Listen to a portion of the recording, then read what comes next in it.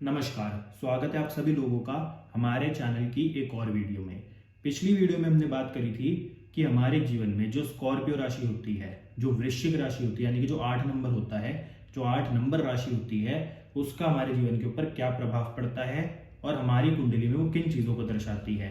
साथ ही साथ जो वृश्चिक राशि है, जब वो हमारी कुंडली में 1 से लेकर 12 घरों में जाती है, तो उसका हमारे जीवन के ऊपर क्या प्रभाव पड़ता है और उसके हमारी लाइफ के अंदर क्या इफेक्ट होते हैं।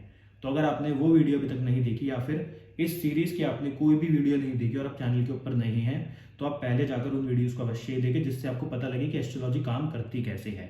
तो आज का जो हमारा टॉपिक है वो है सेजिटेरियस साइन के बारे में, यानी कि धनु राशि के बारे में। ये जुपिटर की राशि है और काल पुरुष की कुंडली में इसको 9 नंबर स्थान दिया गया है, जो कि हमारे भाग्य स्थान, हमारे लक के स्थान को भी दर्शाता है। तो ये राशि अपने आप में एक बहुत ही इंपॉर्टेंट राशि अगर आप देखेंगे तो है, इसकी अपने आप में एक बहुत ही ज़्यादा इंपॉर्टेंस है। तो आज हम जानेंगे सेजिटेरियस राशि का हमारे जीवन के पे क्या प्रभाव पड़ता है, और जब सेजिटेरियस राशि 1 से लेकर 12 घरों में जाती है तो उसका आपके जीवन पे क्या प्रभाव पड़ता है, क्योंकि आपकी कुंडली में भी इन 12 हाउसेज में से किसी न किसी हाउस में 9 नंबर लिखा होगा, यानी कि आपकी कुंडली में उस हाउस में सेजिटेरियस राशि है। तो आप उससे देखिएगा कि आपके जीवन में उसका क्या प्रभाव पड़ रहा है। तो सेजिटेरियस राशि अपने आप में बहुत इंपॉर्टेंट है, तो उसको अवश्य ही समझिएगा। तो सेजिटेरियस जो राशि है उसमें इसके सिंबल की बहुत ज़्यादा इंपॉर्टेंस है। एक घुड़सवार है और धनुष बाण लेके खड़ा हुआ है। ये जो सेजिटेरियस का साइन है, इसमें एक बंदा एम यानी कि एक उसका टारगेट है जिसके ऊपर उसने निशाना साधा हुआ है, यानी कि जो उसने धनुष बाण लिया हुआ है उसने सिर्फ पकड़ा नहीं हुआ, उसने उसको साध रखा है, उसने तीर को कमान के ऊपर लगा रखा है। इसका मतलब सेजिटेरियस वाले व्यक्ति को लाइफ में एक गोल तो चाहिए, एक एम तो चाहिए, एक टारगेट तो चाहिए। और ये जो सेजिटेरियस वाले लोग होते हैं, इनको अपने लाइफ के अंदर अगर सक्सेसफुल होना है, मतलब कुछ ना कुछ अचीव करना है। और जो सेजिटेरियस वाले लोग, उसका मतलब ये है जिनकी कुंडली में फर्स्ट हाउस में 9 नंबर लिखो, जिनका लग्न सेजिटेरियस हो, जिनका धनु लग्न हो, उन व्यक्ति को अगर लाइफ में कुछ भी प्राप्त करना है तो उसके लिए उनका लाइफ में कोई ना कोई एम जरूर होना चाहिए। दे नीड सम गोल। ये भी ना एक डुअल पर्सनैलिटी को दर्शाता है, क्योंकि जहां अगर आप इसके सिंबल को देखोगे तो उसमें पूरा इंसान नहीं है और पूरा घोड़ा नहीं है, उसमें आपको हाफ इंसान दिखेगा और आधा घोड़ा दिखेगा, यानी कि ये 2 प्रकार की पर्सनैलिटी को दर्शाता है। इसके अंदर जो जीव होते हैं उनकी भी मानसिकता होती है और जो मनुष्य होते हैं उनकी भी मानसिकता होती है, जो कि अपने आप में एक बहुत बड़ी चीज़ है। तो इसलिए ये जो साइन है कहीं ना कहीं डुअलिटी को भी दर्शाता है। और इसमें एक आधा इंसान और आधा घोड़ा आपको दिखेगा, तीर कमान जिसने अपने हाथ में लिया हुआ है, और उस तीर कमान को उसने साध रखा है एक टारगेट के ऊपर, एक गोल के ऊपर, एक एम के ऊपर। तो सेजिटेरियस साइन जिस भी हाउस में आपकी कुंडली में भी है, उस हाउस से रिलेटेड आपको अपनी लाइफ में कोई ना कोई टारगेट सेट करना पड़ेगा। उस हाउस से रिलेटेड आपकी लाइफ के अंदर कोई ना कोई टारगेट होना चाहिए। अगर आपकी लाइफ में कोई भी टारगेट नहीं है उस हाउस से रिलेटेड, तो आप कहीं पर भी नहीं पहुंचोगे। जहां सेजिटेरियस का साइन है, उस हाउस से रिलेटेड अगर आप कुछ अचीव करना चाहते हो तो आपका एक टारगेट होना ही चाहिए। बिना गोल के आपकी लाइफ के अंदर आपको कुछ भी अचीव नहीं होगा। और अगर आपका असेंडेंट ही सेजिटेरियस, यानी कि आपकी कुंडली में फर्स्ट हाउस में ही सेजिटेरियस लिखा है, तो ऐसे लोग बड़ी जल्दी आपको दिखेगा कि बहुत अच्छा महसूस करते हैं और बहुत जल्दी दुखी भी हो जाते हैं। ऐसे लोग बहुत जल्दी जोश में भी आ जाते हैं और उनका जोश बहुत जल्दी ठंडा भी हो जाता है। क्यों? क्योंकि मैंने बोला ना कि जो साइन है सेजिटेरियस का, ये डुअलिटी को दर्शाता है। तो चीज़ें यहाँ पे एकदम से हो रही हैं। तो इसलिए जो लोग सेजिटेरियस असेंडेंट के होते हैं, ये एकदम से बहुत गुस्से में आ जाते हैं, एकदम से शांत हो जाते हैं, एकदम से बड़े खुश हो जाते हैं, एकदम से बड़े दुखी हो जाते हैं। इनकी लाइफ के अंदर कहीं ना कहीं एक जल्दबाजी आपको देखने को मिलेगी। ऐसे लोग किसी भी काम से बहुत जल्दी बोर भी हो जाते हैं। तो सेजिटेरियस जहाँ है वहाँ एक टारगेट तो होना ही चाहिए, और अगर टारगेट है तो आप बहुत जल्दी अचीव भी कर लोगे। ये बात भी आपको याद रखनी चाहिए। और अगर टारगेट नहीं है तो उस हाउस से रिलेटेड या फिर उस हाउस के जो भी एट्रीब्यूट होंगे उसके अकॉर्डिंग आप परेशान ही रहोगे। अब एग्जाम्पल के लिए इसको थोड़ा समझते हैं। मैंने बोला आपको सेजिटेरियस साइन जिस भी हाउस में आपकी कुंडली में होगा, उस हाउस से रिलेटेड कोई ना कोई आपका टारगेट और गोल जरूर होना चाहिए। तो मान लेते हैं आपकी कुंडली में 10th हाउस, यानी कि जो प्रोफेशन का हाउस है, इसमें 9 नंबर लिखा है, यानी कि सेजिटेरियस राशि आ जाती है। तो आपको अपने प्रोफेशन में गोल सेट करना ही पड़ेगा कि मेरे को इस लेवल तक पहुंचना है, और पहुंचना जरूर है। अगर आप इस प्रोफेशन में आपके सेजिटेरियस का साइन है और आप प्रोफेशन से रिलेटेड कोई गोल सेट ही नहीं करोगे, तो आप देखोगे कि आपको अपनी लाइफ के अंदर बहुत अच्छी अचीवमेंट नहीं मिल पाएगी। आप हमेशा परेशान और कंफ्यूज ही रहोगे, क्योंकि जहां पर सेजिटेरियस साइन होता है वहां पर व्यक्ति कंफ्यूज भी रहता है। कभी कुछ कहता है, कभी कुछ कहता है, कभी कुछ सोचता है तो कभी कुछ। तो इसलिए जहां पर सेजिटेरियस साइन है और वहां पर अगर आपको सफलता चाहिए तो आपको अपनी लाइफ के अंदर कोई ना कोई गोल तो सेट करना ही पड़ेगा। ये ही सबसे इंपॉर्टेंट चीज है सेजिटेरियस साइन के लिए। तो अगर सेजिटेरियस को समझ रहे हैं तो सिंपल सी बात है कि जहां सेजिटेरियस साइन है अगर उससे फायदा उठाना है तो सिर्फ उस हाउस से रिलेटेड आपको हमेशा गोल अपना रखना ही चाहिए। जो भी सेजिटेरियस वाले लोग होते हैं वो बहुत ज्यादा कंफ्यूज भी होते हैं। अब सेजिटेरियस वाले लोगों की मैं जब भी बात करूंगा उसका अर्थ सिर्फ ये होगा कि जिनकी कुंडली में पर्सनैलिटी यानी कि लग्न यानी कि असेंडेंट फर्स्ट हाउस में 9 नंबर लिखा होगा, इनको सेजिटेरियस वाला बोलेंगे। इनको बोलेंगे कि ये धनु लग्न के व्यक्ति हैं। तो ऐसे लोग अपनी लाइफ के अंदर कंफ्यूज भी बहुत ज्यादा होते हैं और हमेशा जल्दबाजी में भी रहते हैं। और ये लोग हैं, ये बात कई बार बहुत अच्छी साबित होती है, क्योंकि कुछ लोग तो एक्शन लेना ही नहीं चाहते, पर कम से कम ये सेजिटेरियस वाले लोग एक्शन लेना पसंद तो करते हैं। क्योंकि आप देखोगे कि ये लोग अपनी लाइफ के अंदर सिर्फ सोचते रह जाते हैं, करते नहीं है। परंतु अगर कुंडली के फर्स्ट हाउस में 9 नंबर लिखा हो तो ऐसे लोगों के लिए ना ये वाली बात बहुत अच्छी साबित होती है। क्यों? क्योंकि ये कम से कम एक्शन तो लेते हैं। अब उसका चाहे अच्छा रिजल्ट है चाहे ना आए, ये एक्शन लेने वाले लोग होते हैं। तो इसलिए अगर फर्स्ट हाउस में 9 नंबर लिखा है तो ये एक अच्छी चीज है इनके लिए। और ये बात मतलब इनके लिए तो हमेशा अच्छी साबित होगी, क्योंकि एक्शन लेना सबसे इंपॉर्टेंट है, उसका रिजल्ट चाहे कैसा भी हो। और भगवान श्री कृष्ण ने भी गीता में ये बात बोली है कि आप कर्म करो और फल की चिंता मत करो। तो इसलिए जो सेजिटेरियस वाले लोग हैं वो अपनी लाइफ के अंदर कम से कम एक्शन तो लेते हैं। दूसरा, आपकी कुंडली के अंदर भी जिस भी हाउस में सेजिटेरियस साइन है जहां पर 9 नंबर लिखा है उस हाउस से रिलेटेड आपको एक्शन जरूर देना चाहिए। सिर्फ सोचते नहीं रह जाना चाहिए, आपको एक्शन जरूर देना चाहिए। और जो भी उसका रिजल्ट है उसको आप भगवान के ऊपर छोड़ दो, परंतु आप एक्शन तो जरूर लो। तो एक्शन लेने की जो भावना है वो कई बार बहुत ज्यादा आपको देखिएगा कि जोश में ही एक्शन ले लेंगे, तो कई बार बहुत ज्यादा ठंडी आपको देखने को मिलेगी। पर सबसे इंपॉर्टेंट चीज क्या है? सबसे इंपॉर्टेंट चीज है कि एक्शन लेते हैं ये लोग। एक्शन लेना सबसे इंपॉर्टेंट चीज है। तो इसलिए कभी भी लाइफ के अंदर अगर आपको सेजिटेरियस साइन जिस भी हाउस में मिले आपकी कुंडली में, आपको एक्शन तो लेना ही पड़ेगा। ये बात मैं बार बार सिर्फ इसलिए रिपीट करता हूँ, आपको लगता होगा कि बार बार एक ही चीज क्यों मैं बोल रहा हूँ, कि आपको समझ आए कि जहां पर सेजिटेरियस साइन है वहां पर एक्शन तो आपको लेना ही पड़ेगा, नहीं तो सफलता प्राप्त नहीं होगी। दूसरा, जहां पर भी आपकी कुंडली के अंदर सेजिटेरियस साइन है वहां पर आपको एक टारगेट तो फिक्स करना ही पड़ेगा। इसलिए अगर आपका सेजिटेरियस असेंडेंट है तो अपनी लाइफ के अंदर टारगेट फिक्स तो करो, नहीं तो आप हमेशा डिलेमा में ही रहोगे कि क्या करूं या फिर क्या ना करूं, क्या होगा क्या नहीं होगा। आप हमेशा इस चीज की कंफ्यूजन में ही लगे रहोगे, आपकी लाइफ के अंदर इस चीज की कंफ्यूजन ही चलती रहेगी। तो इसलिए अगर आपका जो असेंडेंट है वही सेजिटेरियस है, आपकी कुंडली में फर्स्ट हाउस में 9 नंबर लिखा है, तो अपनी लाइफ के अंदर हर चीज से रिलेटेड टारगेट सेट करो। और अगर आप सेजिटेरियस असेंडेंट के नहीं हो परंतु आपकी कुंडली में जिस भी हाउस में सेजिटेरियस 9 नंबर लिखा है, सेजिटेरियस राशि लिखी है, धनु राशि लिखी है, उस हाउस से रिलेटेड आप कोई ना कोई टारगेट सेट करो। इसलिए सेजिटेरियस असेंडेंट वाले को अगर अपनी लाइफ के अंदर मतलब अचीवमेंट प्राप्त करनी है तो इनको तो हर चीज में अपनी लाइफ के अंदर कहीं ना कहीं टारगेट सेट करना ही पड़ेगा कि लाइफ में करना क्या है, नहीं तो लाइफ में बड़ी ज्यादा कंफ्यूजन बढ़ जाएगी। कहीं ना कहीं हमने ये अपनी लाइफ के अंदर कई कुंडलियों में ये चीज देखी है, जो लोग अपनी लाइफ के अंदर बहुत परेशान होते हैं और उनकी कुंडली में सेजिटेरियस असेंडेंट होता है, तो ऐसे लोग कंफ्यूजन के चक्कर में ज्यादा परेशान रहते हैं कि लाइफ में करेगा क्यों, क्योंकि उन्होंने कोई गोल ही सेट नहीं करा होता। तो इसलिए सेजिटेरियस असेंडेंट वाले को अगर तरक्की पानी है तो आपको अपनी लाइफ के अंदर टारगेट सेट करना पड़ेगा, नहीं तो कहीं पर भी नहीं पहुंचोगे। पर अगर हर चीज में गोल बना लिया तो सब कुछ अचीव कर लोगे।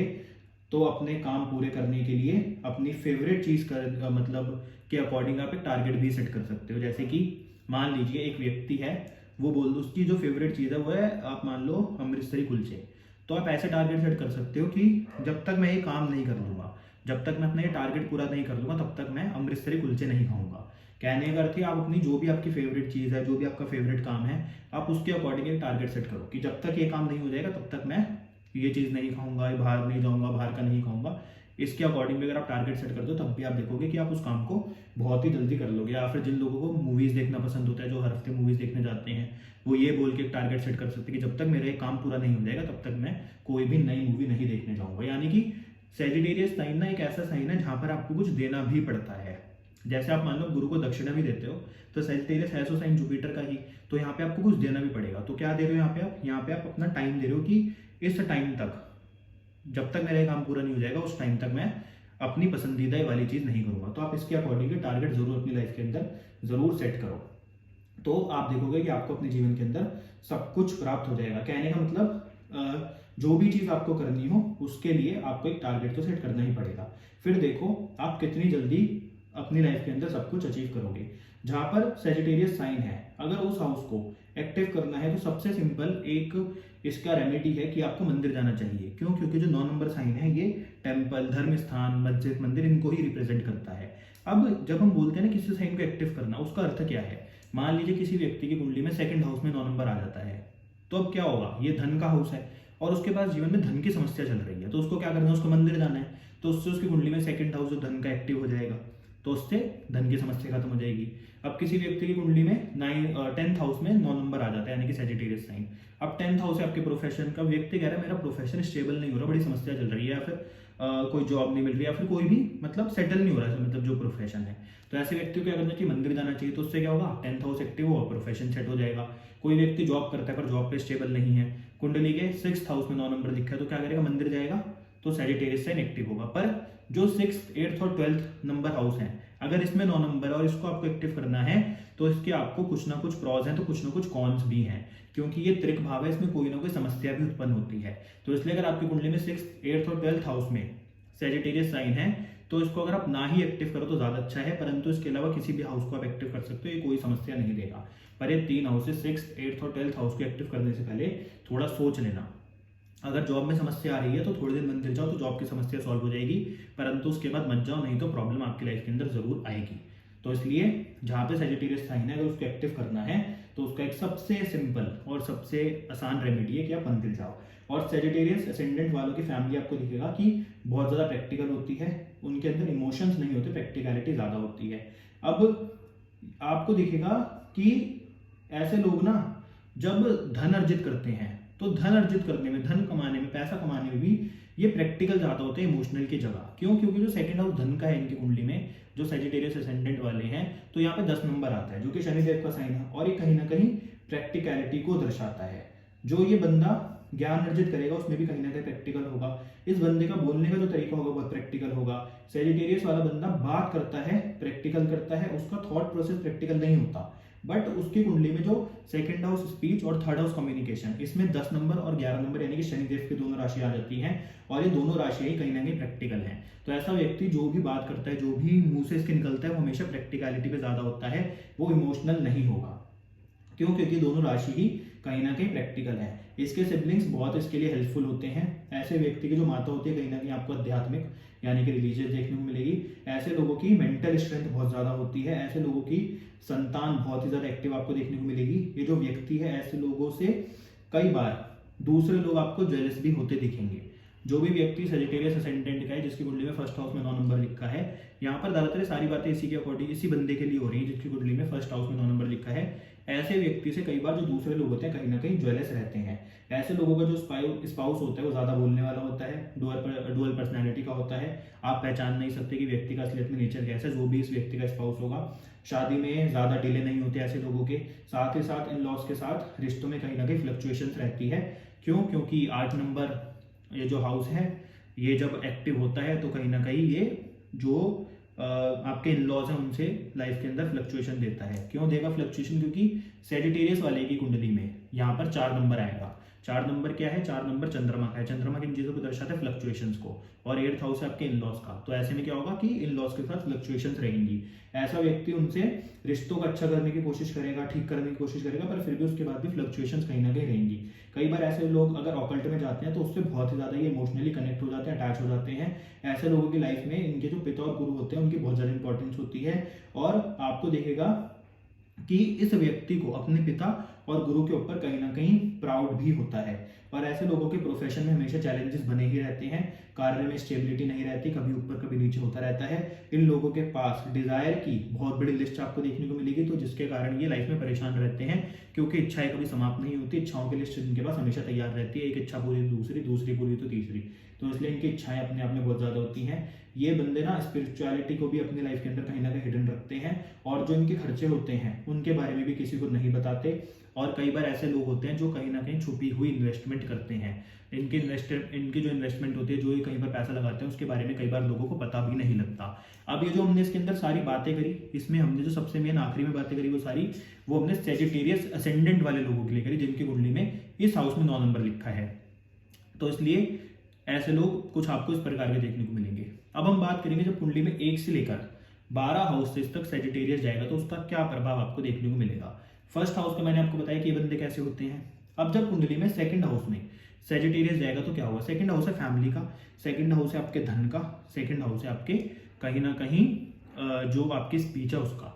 तो ऐसा व्यक्ति आपको दिखेगा कि कहीं ना कहीं अगर सेकंड हाउस में 9 नंबर लिखा होगा तो मीठा बोलने वाला होगा। ऐसे व्यक्ति के बारे में भी आपको ऐसा लगेगा कि गुरु ज्ञान दे रहा है।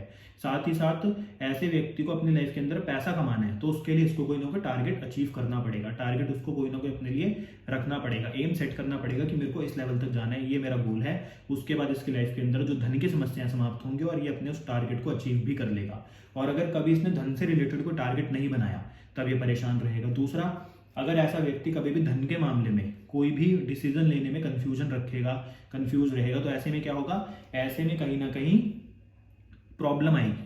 तो उसको क्या करना है, इसको एक्शन लेना है, इसको डिसीजन लेना है, इसको डिसीजन दूसरों पे नहीं छोड़ना।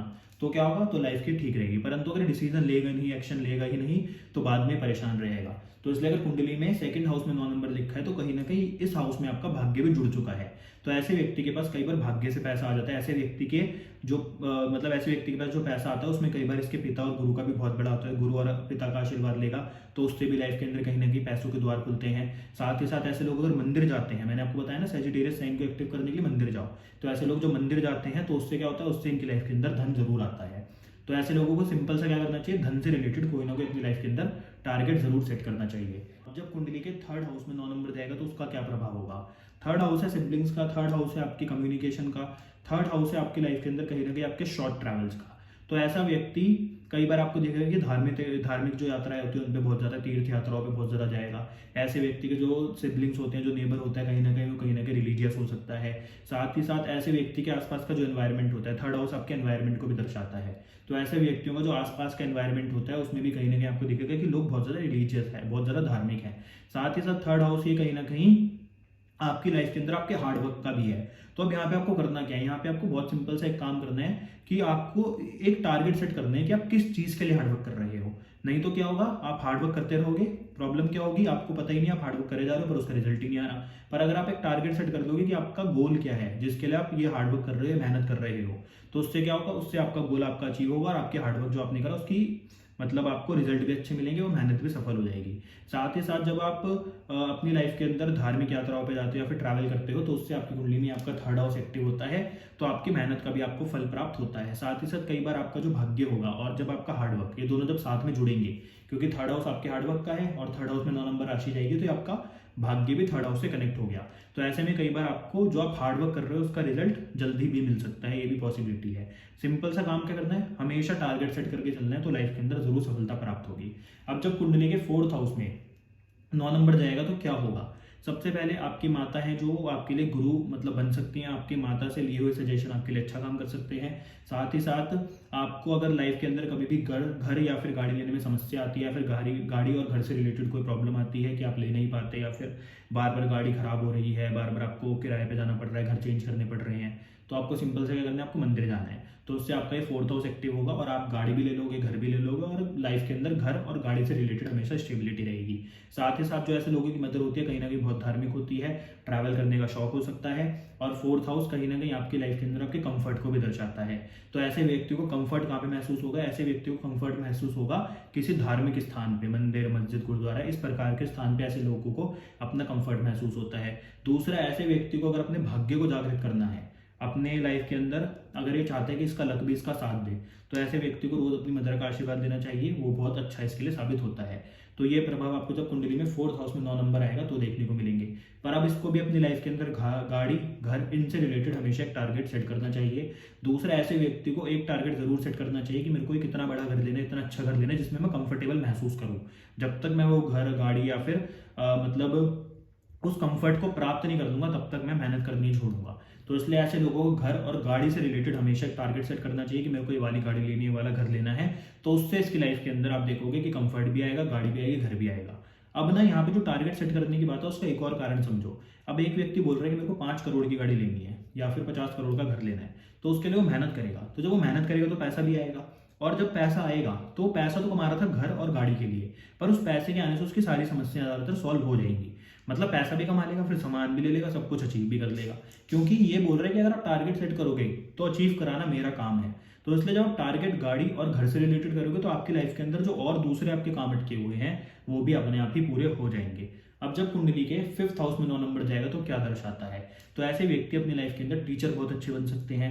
ऐसे व्यक्तियों के जो मतलब बच्चे होते हैं वो भी कहीं ना कहीं आपको दिखेगा, कहीं ना कहीं धार्मिक होंगे, कहीं ना कहीं बहुत ज़्यादा भाग्यवान हो सकते हैं। साथ ही साथ अगर किसी व्यक्ति को जिसकी कुंडली में 5th हाउस में 9 नंबर लिखा हो और उसके संतान प्राप्ति में समस्या आ रही हो या फिर संतान से आपस में रिलेशन अच्छे ना बन पा रहे हो, तो ऐसे में ऐसे व्यक्ति को भी धार्मिक स्थान पर जाना चाहिए जिससे उसका 5th हाउस एक्टिव हो।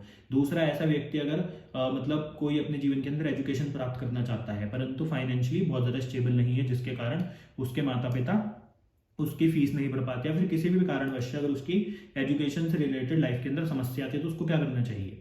तो वो भी उसको मंदिर या फिर गुरुद्वारे या फिर जिस भी आप रिलीजन से बिलोंग करते हो आपको उस स्थान पर जाना चाहिए। तो उससे आपके कुंडली में 5th हाउस एक्टिव होगा और आपके एजुकेशन से रिलेटेड, संतान से रिलेटेड जो भी आपकी लाइफ के अंदर रुकावटें आ रही हैं वो दूर होंगी। साथ ही साथ ऐसे व्यक्ति को एजुकेशन से रिलेटेड कोई ना कोई अपनी लाइफ के अंदर गोल जरूर सेट करना चाहिए। जैसे कोई व्यक्तियों का गोल होता है कि मेरे को IIT क्रैक करना है, कोई व्यक्तियों का गोल होता है मेरे को मतलब डॉक्टर बनना है, किसी का गोल होता है मेरे को लॉयर बनना है, UPSC क्रैक करना है। कहने का मतलब एजुकेशन से रिलेटेड कोई ना कोई आपका गोल जरूर होना चाहिए। या फिर आप इसका एक और मतलब अच्छा एक मीनिंग निकाल सकते हो कि आप अगर टीचर बनना चाहते हो तो आपका एक गोल होना चाहिए कि मेरा मतलब इतना बड़ा इंस्टीट्यूट है जिसमें हजारों लोग पढ़े। ऐसा ही गोल होना चाहिए। जब तक गोल नहीं होगा तब तक लाइफ में सक्सेस नहीं मिलेगी। तो इसलिए सैजिटेरियस का काम है कि अगर आप गोल रखते हो तो वो उसको पूरा कराता है, परंतु गोल बनाना तो आपका ही काम है। तो अगर 5th हाउस में 9 नंबर लिखा होगा तो ये संतान और मतलब आप ये मानो कि एजुकेशन के लिए बहुत ही अच्छा योग है कहीं ना कहीं। तो इसलिए इसका फायदा उठाओ और मंदिर जाओ तो आप देखो कि आपकी और भी ज़्यादा तरक्की होगी। अब जब कुंडली के 6th हाउस में 9 नंबर आता है तो क्या होता है? तो सबसे पहली बात, अपनी जॉब से रिलेटेड कोई ना कोई अपनी लाइफ के अंदर एक गोल सेट करो, एक एम सेट करो कि आपको कहाँ तक पहुंचना है। साथ ही साथ जो 6th हाउस है रोग, रिपो और ऋण का भी है। तो लाइफ में कभी भी अगर आपको लगता है कि कोई आपका ऐसी प्रॉब्लम्स आ रही है, डिसीज हो रही है कोई, या फिर कोई कर्जों से रिलेटेड समस्या आ रही है या फिर छुपे हुए शत्रु आपको परेशान कर रहे हैं, तो आप भगवान को मतलब याद करो, आप थोड़ा मंदिर वगैरह जाओ थोड़े समय के लिए। तो उससे आपका 6th हाउस में 9 नंबर एक्टिव होगा और आप देखोगे छुपे हुए शत्रु, डिसीज सब आपकी दूर हो जाएंगी। दूसरा, अगर कुंडली के 6th हाउस में 9 नंबर आ जाता है तो ऐसे में जो व्यक्ति को डिसीज होती है उसको कहीं ना कहीं आप देखोगे कि ईश्वर की कुछ ऐसी कृपा प्राप्त होती है जिसके कारण उसकी डिसीज भी कहीं ना कहीं दूर हो जाती है। और अगर ऐसा व्यक्ति अगर किसी डॉक्टर की फील्ड में हो या फिर किसी लॉयर की फील्ड में हो और अगर ये व्यक्ति किसी ऐसे स्थान पर जाकर, धार्मिक स्थान पर जाकर जहाँ पर कोई मतलब गरीब लोग रहते हैं या फिर जो किसी अच्छे डॉक्टर को या फिर लॉयर को अफोर्ड नहीं कर सकते, अगर उनकी जाकर हेल्प करते हैं, फिर आप देखो कि आपका 6th हाउस आपको कितने अच्छे परिणाम देता है। दूसरा, अगर गोल सेट करना है तो जॉब से रिलेटेड करो या फिर आप दूसरों को हील करने का भी गोल सेट कर सकते हो अगर आप डॉक्टर या फिर लॉयर हो, कि आपको इतने बंदों की मदद करनी है जिससे आपकी लाइफ के अंदर भी मतलब आपको सक्सेस प्राप्त, आपको विजडम मिले और उनकी लाइफ के अंदर भी समस्याएं दूर हो। कहने का मतलब डॉक्टर से रिलेटेड, लॉयर से रिलेटेड या फिर हीलिंग से रिलेटेड आप एक गोल सेट करो, आप एक जॉब से रिलेटेड गोल सेट करो कि आपको इस पोस्ट तक पहुंचना है। क्योंकि जहां पे 9 नंबर साइन होता है वहां पे आपको दिखेगा कि कई बार चीजें एकदम से भी हो जाती हैं। क्या पता आपकी पोस्ट बहुत नीचे हो पर एकदम से कुछ ऐसा ही 9 नंबर साइन आपका टारगेट ऐसा कुछ आपका सेट कराए कि आप एकदम से बहुत ऊपर पहुंच जाओ। तो इसलिए जहां पर 9 नंबर साइन है वहां पर एक टारगेट जरूर सेट होना चाहिए। दूसरा, जॉब से रिलेटेड आपका भाग्य भी आपका साथ अवश्य ही देगा और आपको ईश्वर की कृपा भी प्राप्त होगी। और कभी लाइफ के अंदर अगर जॉब से रिलेटेड प्रॉब्लम है तो अपने गुरु का आशीर्वाद जरूर लें। अब जब कुंडली में 7th हाउस में 9 नंबर जाएगा तो क्या होगा? अब 7th हाउस तो है ही आपके स्पाउस का, तो ऐसे लोगों का कई बार शादी के बाद भाग्य चमकता है। ऐसे लोगों का जो स्पाउस होता है वो कहीं ना कहीं इनके लिए गुरु समान होता है, जो इनको उपदेश देते हैं, अगर उसको फॉलो करते हैं तो लाइफ के अंदर कहीं ना कहीं तरक्की मिलती है। दूसरा, अगर कुंडली में 7th हाउस में 9 नंबर आ जाता है तो आपको मतलब किस चीज़ से रिलेटेड गोल सेट करना चाहिए? आपको इंडिपेंडेंट बिजनेस से रिलेटेड कोई गोल आप सेट कर सकते हो। आप किसी से बिजनेस पार्टनरशिप कर रहे हो उससे रिलेटेड एक गोल सेट कर सकते हो कि मेरे को उस कंपनी के मालिक को अपना पार्टनर बनाना है, या फिर मैं अपनी कंपनी खोलूंगा जिसमें मैं उस कंपनी के या फिर उस आदमी के अपना पार्टनर बनाऊंगा। कहने का अर्थ ये है कि एक इंडिपेंडेंट बिजनेस से रिलेटेड कोई गोल सेट कर सकते हो कि मेरे को एक इतना बड़ा बिजनेस खड़ा करना है, या फिर कोई आप एक ऐसा गोल सेट कर सकते हो कि अगर आपको पार्टनरशिप में बिजनेस करना है कि मैं उस आदमी को अपना पार्टनर बनाऊंगा। कहने का मतलब बहुत ही अच्छे लेवल पे अगर कोई व्यक्ति हो बिजनेस में और आप अभी बहुत स्टार्टिंग मतलब स्टेज में हो तो गोल सेट करो। गोल सेट करना बहुत इंपॉर्टेंट है। दूसरा, अब 7th हाउस में 9 नंबर है तो ऐसे लोगों को कई बार जो पार्टनर होता है धार्मिक होता है, मतलब धर्म कर्म के कार्य करने वाला होता है, और ऐसे व्यक्ति का जो पार्टनर होता है उसको भी जो रिलीजियस प्लेसेस होते हैं उस पर ज़्यादा कहीं ना कहीं पसंद हो सकता है। तो ये कुंडली में 7th हाउस में जब 9 नंबर आएगा तो उसका क्या प्रभाव होगा। अब जब कुंडली के 8th हाउस में 9 नंबर जाएगा तो उसका क्या प्रभाव होगा। तो 8th हाउस है ऑकल्ट का, और 9 नंबर जो राशि है कहीं ना कहीं धर्म को दर्शाती है, भी कहीं ना कहीं ऑकल्ट जैसी चीजें, एस्ट्रोलॉजी, वैदिक वास्तु, इन चीजों को दर्शाती है। तो अब ऐसे व्यक्ति ना ऑकल्ट की फील्ड में बहुत अच्छा कर सकता है। ऐसा व्यक्ति धर्म के बारे में कई बार ऐसी रिसर्च करता है जो मतलब सदियों से ना हुई हो, तो ये भी एक अच्छा योग है, इसका फायदा उठाया जाए। दूसरा, अगर ऐसा व्यक्ति किसी रिसर्च की फील्ड में है तो उसको मंदिर जरूर जाना चाहिए, जिससे उसका 8th हाउस एक्टिव रहे और उसके लाइफ के अंदर देखो समस्या जरूर आएंगी, पेन जरूर आएगा अगर 8th हाउस एक्टिव हुआ, पर ट्रांसफॉर्मेशन भी हमेशा होगा।